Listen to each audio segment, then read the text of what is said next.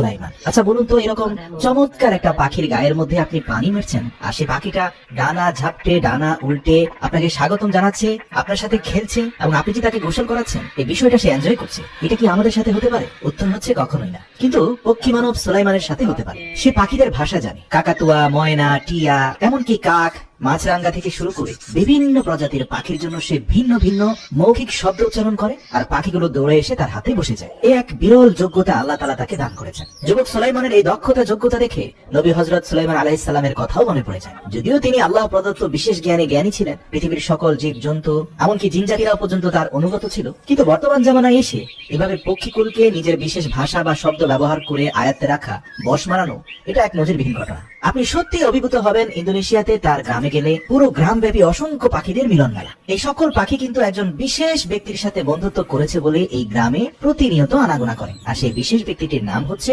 সুলাইমান। তার বাড়ির আঙ্গিনায় ছোট ছোট প্লাস্টিকের পাত্রে অসংখ্য পানি আছে, যেখানে ভিন্ন ভিন্ন প্রজাতির পাখিরা এসে গোসল করে। সে বিভিন্ন পাকা পেঁপে ভেঙে রেখে দেয় যাতে পাখিরা এসে পেঁপে খেতে পারে। এছাড়াও বিভিন্ন ধরনের পোকামাকড় নিয়েও ছোট ছোট পাখিদেরকে একটি দুটি করে পোকামাকড় দেয়। আবার সেই পোকামাকড় খাওয়ার লোভে সুলাইমানের কাছে ফিরে আসে। আর পাখিদেরকে ডাকার জন্য সে ভিন্ন ভিন্ন যে শব্দগুলো মুখে করে, এগুলো শুনতে একই রকম মনে হতে পারে, কিন্তু এগুলোর মধ্যে সূক্ষ্ম তারতম্য আছে। সে জানে কোন পাখিটা কোন ভাষা বোঝে।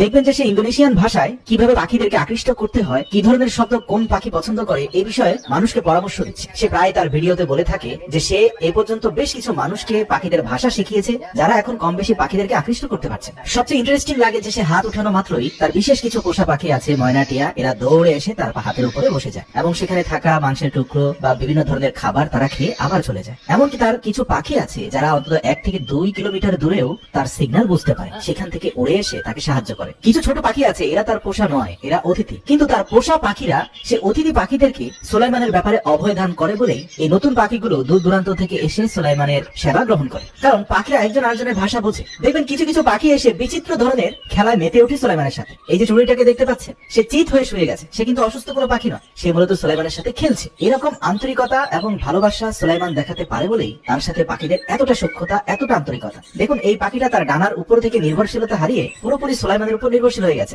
সুলাইমানের আঙ্গুলের ইশারায় সে নাচছে, দুলছে, গাইছে। জেনে অবাক হবে যে সুলাইমান এক বিশেষ ধরনের পোকা চাষ করে। এই পোকাগুলো হচ্ছে তার অধিকাংশ পাখির প্রিয় খাদ্য, আর সে এই পোকাগুলো দিয়ে পাখিদের মন রক্ষা করছে, যার কারণে বছরের পর বছর ধরে পাখিরাও তাকে ছেড়ে যাচ্ছে না। প্রতিদিনই কয়েকশো মানুষ সুলাইমানের গ্রামে এসে জমা হয় তার পাখিদের সাথে সখ্যতা, আন্তরিকতা, কথোপকথনের এই সকল মনোমুগ্ধকর দৃশ্য দেখতে। মানুষ দেখে অভিভূত হয় যে পাখিরা তার কথায় গোসল করছে, নাচছে, গাইছে, তার হাতের উপরে বসছে, তার দেওয়া খাবার খাইছে, যা সত্যি অসাধারণ। মানুষ এবং পাখির মধ্যে এতটা আন্তরিকতা, এতটা সৌহার্দ্য থাকতে পারে, তা যুবক সুলাইমানকে না দেখলে আপনি হয়তো বিশ্বাসই করতে পারতেন না।